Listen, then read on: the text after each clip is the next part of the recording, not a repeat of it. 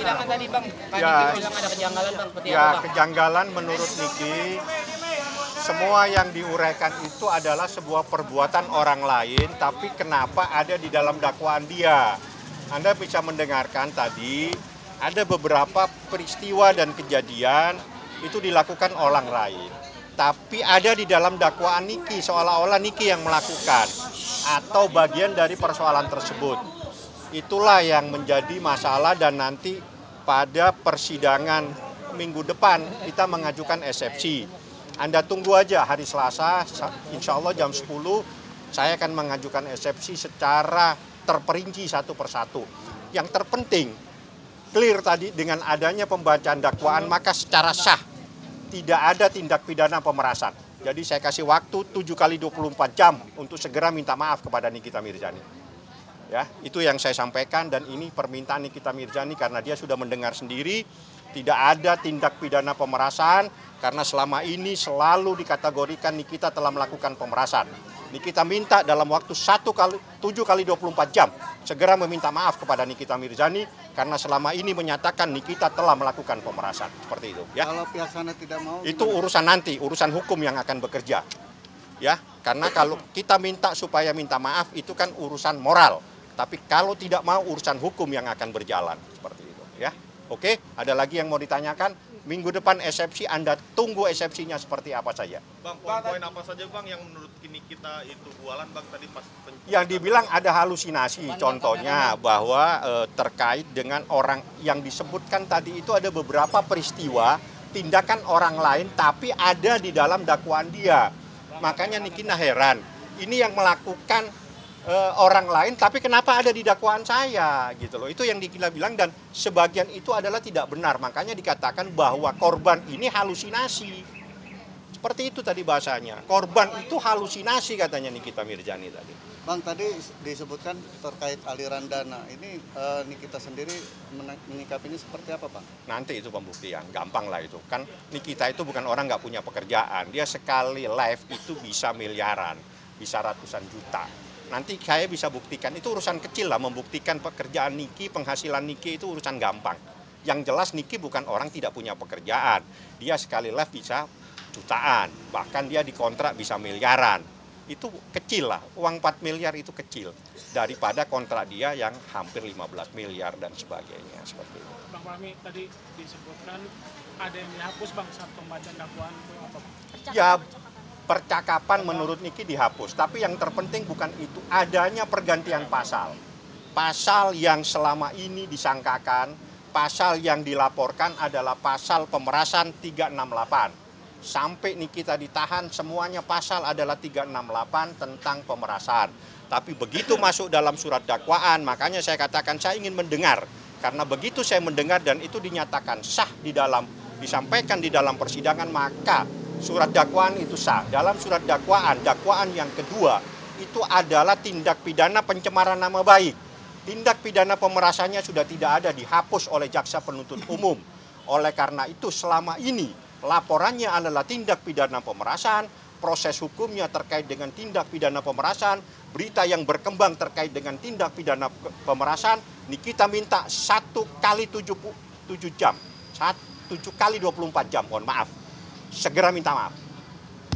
Itu permintaan ini. Bang, terkait tadi kan disebutkan beberapa pihak ya, ada Dr. O dan Dr. Doktikmi di Iya. gugatan. Nah, ini menyikapinya seperti apa, Bang? Nanti Apa ada yang rencananya akan menjadi saksi juga kah? Kalau itu wajib. Kalau mereka yang ada di dalam dakwaan itu berarti orang yang ada dalam berkas. Pasti hadir untuk persidangan. Pasti untuk persidangan. Yang merokok silakan ke pabriknya langsung aja, biar lebih banyak rokok yang diisap. Bang, di persidangan Mail juga tadi merasa ada kejanggalan. Sama, Mail juga sama. Kan itu sama ureannya, cuma beda terdakwanya, nggak ada masalah. Ada lagi? Ketemu Selasa ya, saya bacakan eksepsi dan di dalam eksepsi semuanya kita akan buka. Saya mohon didukung, mohon sama-sama kita tegakkan kebenaran. Tidak perlu kita takut ya. Oke. Fadel gimana Bang? Fadel besok sidangnya ini Fadel. Fadel. Fadel saya dapat informasi sidang. Bang. Dek, ada tambah. Besok itu sidangnya Fadel, tapi sidang itu tertutup untuk umum. Yang saya tidak tahu apakah besok itu terdakwa mengajukan eksepsi atau tidak. Kalau terdakwa tidak mengajukan eksepsi, maka sidang berikutnya adalah pemeriksaan pelapor, dalam hal ini Nikita Mirzani. Nikita pasti datang, Laura pasti datang. Seperti itu. Ada lagi? Saya kalau jam biasanya ya tahanan ya jam-jam 10 beginilah ya. Yang jelas besok sidang tertutup, Anda mungkin bisa melihat dia masuk dalam ruangan, mungkin Anda dibolehkan meliput, tapi setelah itu mungkin Anda disuruh keluar. Karena tidak ada satupun yang boleh mendengarkan apa yang ada di dalam persidangan. Karena itu terkait dengan kesusilaan dan anak. Yang jelas Nikita Mirzani wajib diperiksa sebagai pelapor, Laura wajib diperiksa sebagai korban. Akan hadir keduanya? Dua-duanya akan hadir, tinggal waktunya nanti ditentukan oleh jaksa penuntut umum. Oke, ketemu lagi. Ada sidang apa lagi yang mau ditanya? Semua sidang saya kasih tahu. Informasinya alhamdulillah menyenangkan Mbak Im Wong. Anda cari deh bocorannya. Ya. Kami aja bocoran yang terbaru siapa bang? Ya nanti kita doain, kalau perlu kita sama-sama rame-rame datang di hajatannya ya. Oke, cocok. Cocok. Bang, Wan prestasi. Nah, ini yang terpenting.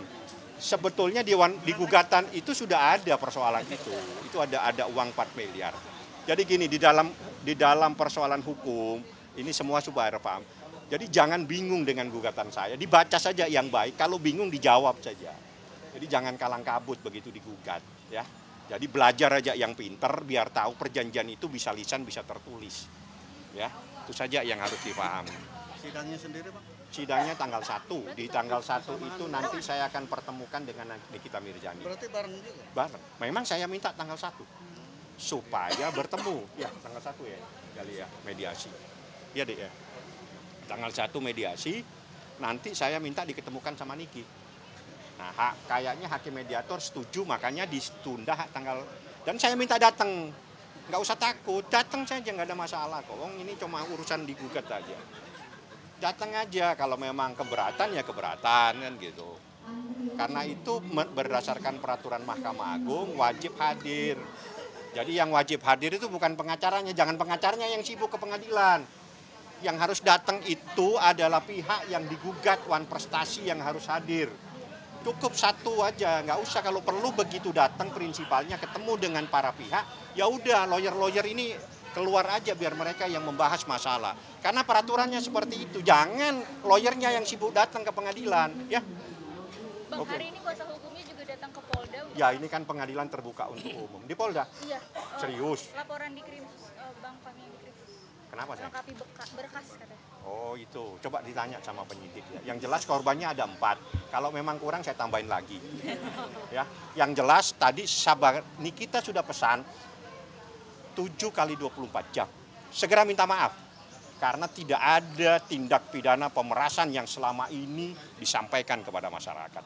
Niki tidak pernah melakukan pemerasan titik dan itu sah. Setelah dibacakan di dalam dakwaan menjadi sah. Nikita bukan pemeras. Selesai sudah. Ya, oke. Oke. Mantap. Kita berangkat. Besok Bang. Besok kita ketemu lagi. Apa itu besok?